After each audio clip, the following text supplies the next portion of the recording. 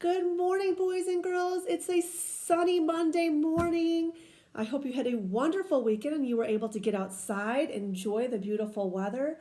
There's so much more of that to come this week. Yay! Thank goodness.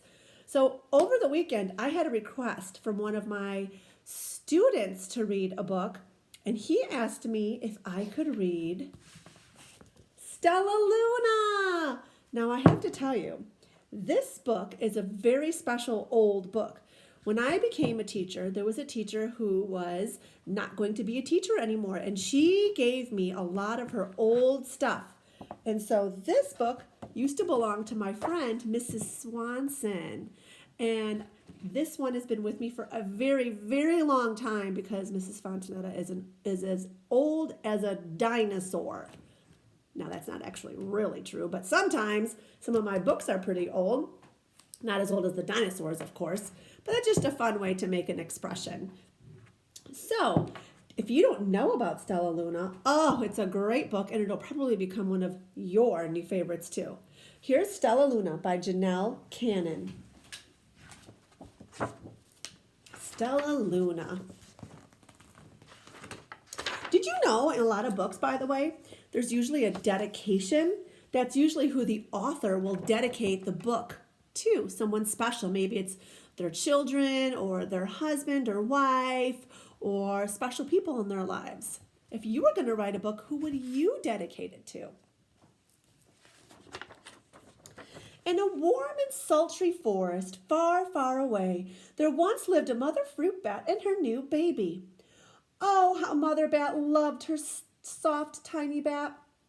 "I'll name you Stellaluna," she crooned.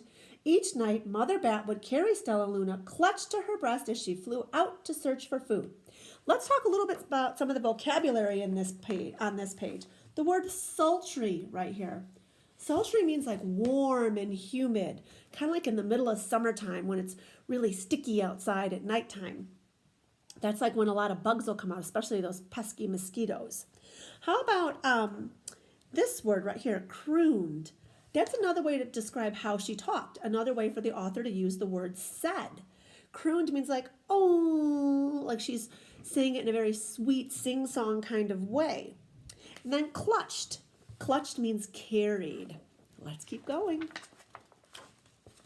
One night, as Mother Bat followed the heavy scent of ripe fruit, because bats like fruit to eat, an owl spied her. On silent wings, the powerful bird swooped down upon the bats. Dodging and shrieking, Mother Bat tried to escape, but the owl struck again and again, knocking Stellaluna into the air. Her baby wings were as limp and useless as wet paper. Down, down she went, faster and faster into the forest below. Here's another comparison. Remember how I said I was like a dinosaur because I'm old? Her wings, because she's little and they're not very strong yet. And then remember that air is kind of wet and humid. So her wings were so thin and tiny that they felt like wet paper. Another comparison to describe something. It's figurative language. It's a big word for text features or within text features. The dark leafy tangle of branches caught Stellaluna as she fell. One twig was small enough for Stellaluna's tiny feet. Wrapping her wings about her, she clutched the thin branch, trembling with cold and fear. Oh, she's shaking. She's so cold. "Mother," Stellaluna squeaked, "where are you?" By daybreak, that means morning, the baby bat could hold on no longer. Down, down again she dropped. Flump! Ooh, there's some onomatopoeia, remember? Stellaluna landed head first in a soft, downy nest, startling the 3 baby birds who lived there.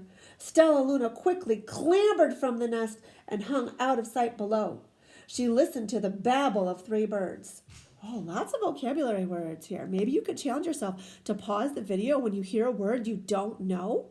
Maybe you could talk about it or look it up and then maybe use it in a sentence and send it to me. "What was that?" cried Flap. "I don't know, but it's hanging by its feet," chirped Flitter. "Shh! Here comes Mama," hissed Pip. "Look, she landed in a bird nest." Oh, Mrs. Fontanetta loves birds. Many, many times that day, Mama Bird flew away, always returning with food for her babies. Stellaluna was terribly hungry, but not for the crawly things Mama Bird brought. Finally, though, the little bat could bear it no longer. She climbed into the nest, closed her eyes, and opened her mouth. Plop! In dropped a big green grasshopper. Would you eat a big green grasshopper? I don't think I would. But Stellaluna's hungry, so she wants to eat. Stellaluna learned to be like the birds. She stayed awake all day and slept all night. Wait a second. That's not right. Bats are nocturnal. That means they stay up at night and sleep during the day. Oh no, poor Stellaluna. She ate bugs even though they tasted awful. Remember, bats like fruit. Oh dear.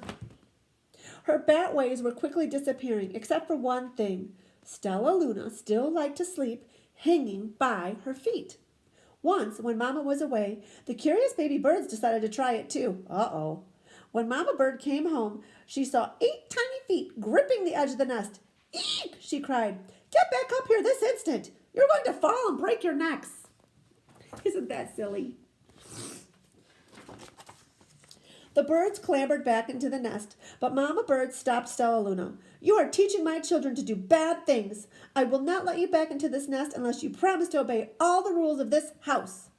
Isn't that funny? Their nest is their house. Stellaluna promised. She ate bugs without making faces. She slept in the nest at night, and she didn't hang by her feet. Stellaluna behaved as a good bird should. But she's not a bird, and look at her little face. What does her little face tell you? If you were going to draw a thought bubble up here, what would you think Stellaluna was thinking?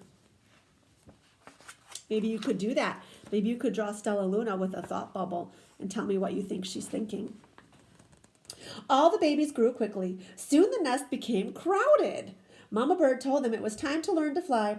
One by one, Pip, Flitter, Flap, and Stellaluna jumped from the nest. Their wings worked. I'm just like them, thought Stellaluna. I can fly too. So even though they're different and they like different things, they have something in common. They can fly. Pip, Flitter, and Flap landed gracefully on a branch. Stellaluna tried to do the same. Ruh-roh. How embarrassing.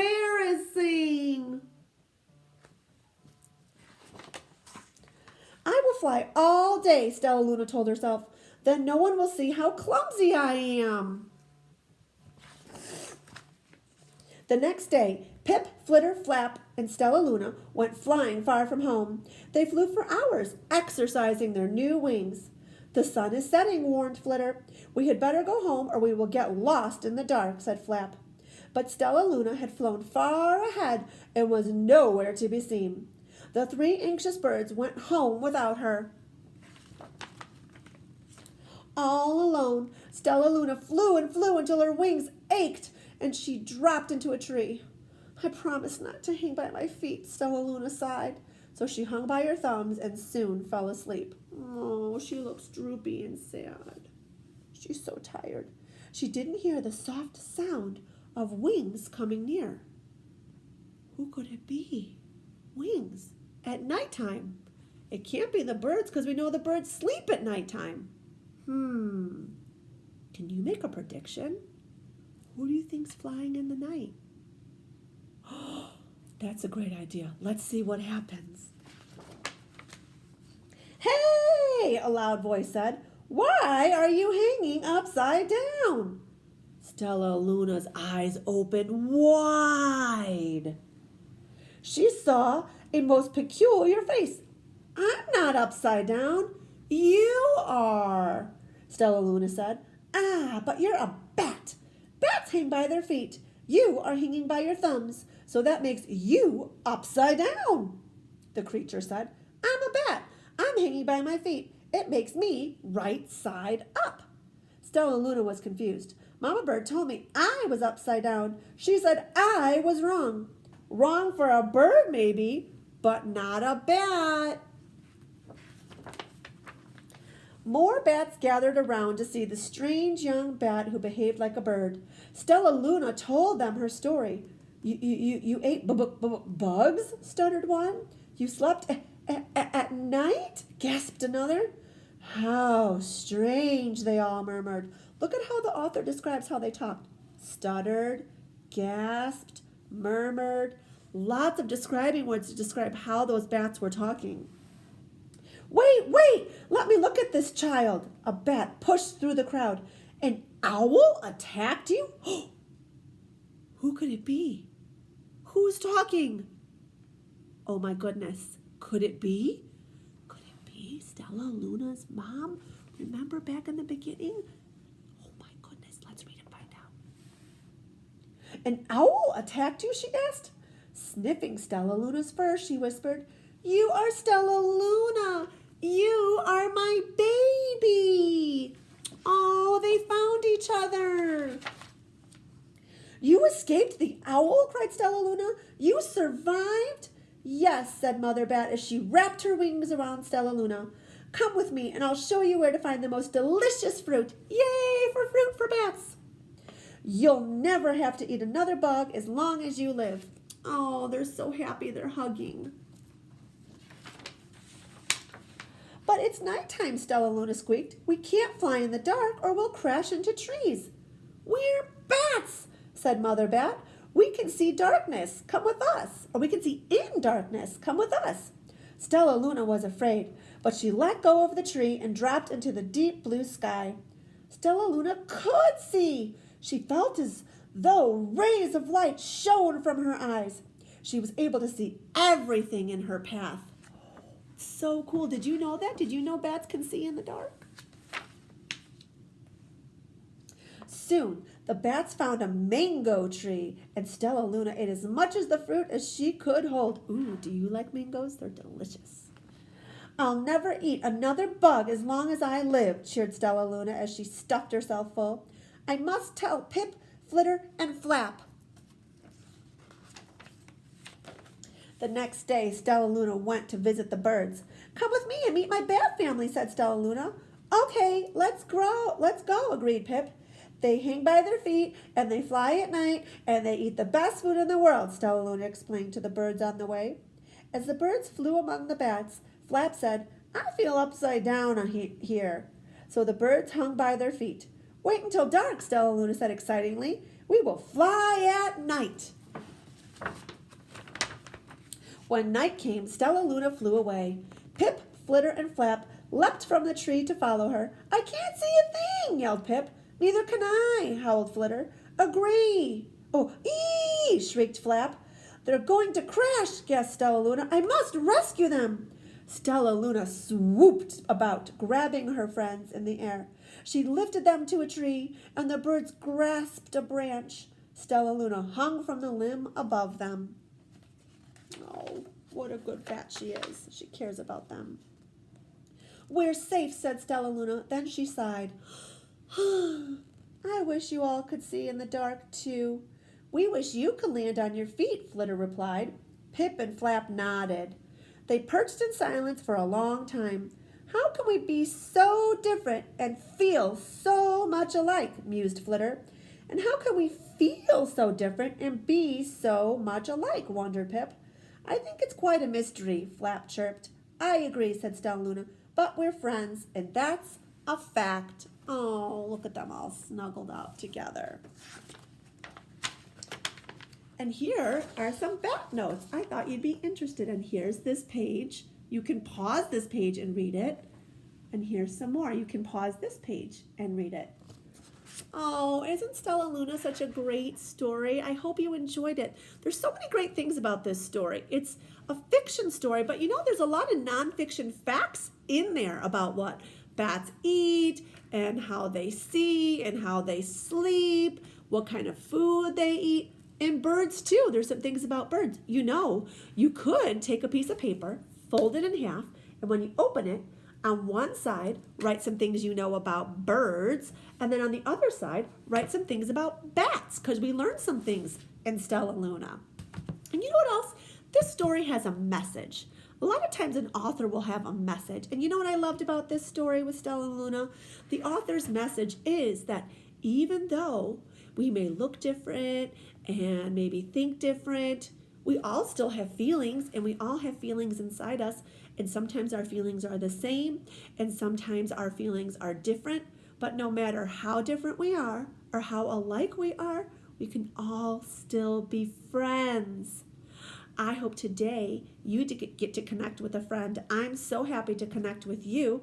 There was lots of ideas of things for you to do connected to Stellaluna. I hope that you'll pick one and do one. And if not, that's okay too. I'm excited that you just are listening to these stories. I hope that you have a wonderful day today. Get out in some of that sunshine. Have a great day, friends. See you tomorrow. Bye.